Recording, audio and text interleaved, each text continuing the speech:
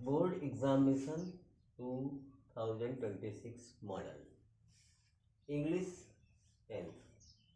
ये हम सीरीज जो चला रहे हैं इसमें अब तक हम 3 सवाल कर चुके हैं। कल ऐसे हल किया गया। आज हम ग्रामर पे काम कर रहे हैं।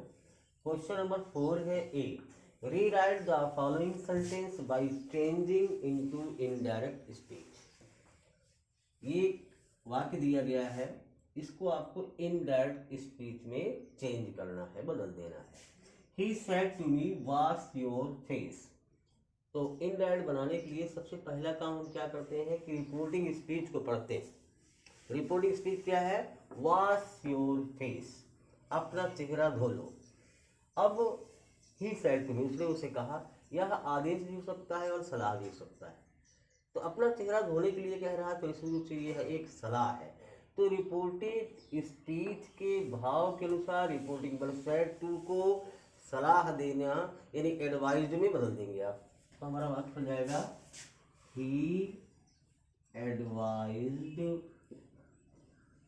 मी।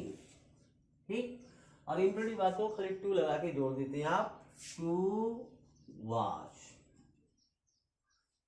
अब आया योर। योर क्या है? सेकेंड पर्सन का प्रोनाउन है और प्रोनाउन चेंजेस के जो रूल है उनके अनुसार योर सेकेंड पर्सन का प्रोनाउन रिपोर्टिंग स्पीच के ऑब्जेक्ट के अनुसार बदल जाता है।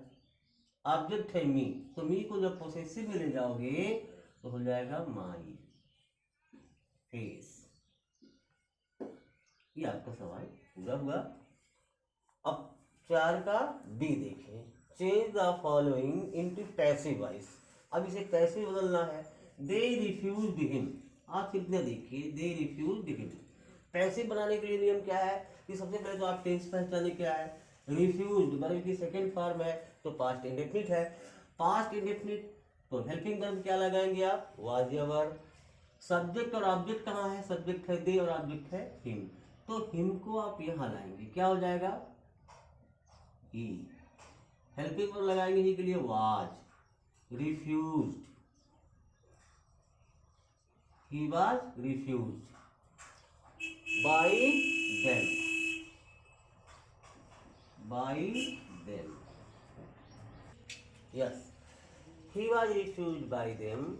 अब यहाँ पर है एडमिशन, तो ये एडमिशन को आप इसे प्लस करेंगे, ऐसे लिखेंगे ही was refused by them admission.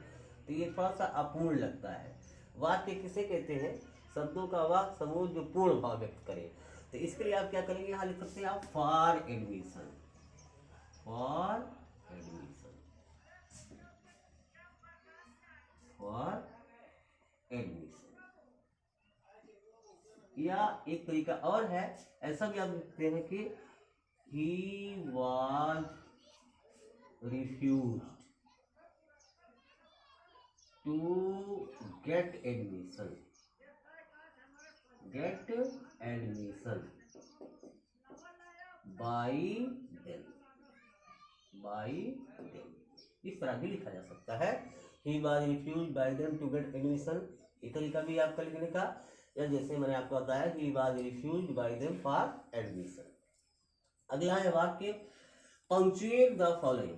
इसी नंबर है, I said to Shyam you will not fail if you work hard. अब देखें यह वाक्य वास्तव में एक नरेशन का है, डायरेक्ट नरेशन का वाक्य है। गलती कहाँ है? आई ये कैपिटल होना चाहिए आपका, आई सेड टू श्याम में यस कैपिटल रहेगा, श्याम। अब यही आप कामा लगा देंगे और रेड कामा बिगिन कर देंगे। यू कैपिटल से बनाएंगे Y. I said to Shyam you will not fail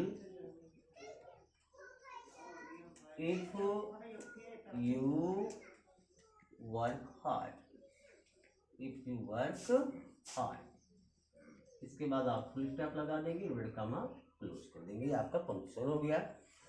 और 4 नंबर का डी है, translate the following into English. Bharat के लोग सरदार पटेल को भारत के लौह पुरुष के रूप में जानते हैं। वाक्य प्रेजेंट इंडेफिनिट टेंस का है। People of India know Sardar Patel as an iron man of India. वह एक कुशल प्रशासक एवं संगठन करता थे।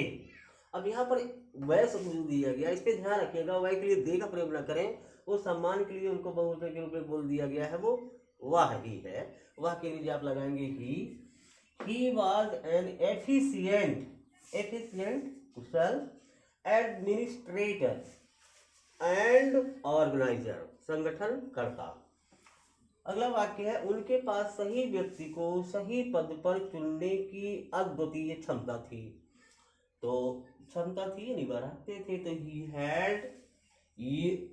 ही हैड यूनिक एबिलिटी, यूनिक अद्वितीय है, सब याद कर लीजिए, ability to select the right man for the right post. He had a unique ability to select the right man for the right post। और लास्ट है, सरदार पटेल हमारे देश के गौरव व प्रेरणा स्रोत हैं। तो Sardar Patel is the pride and source of inspiration of our country.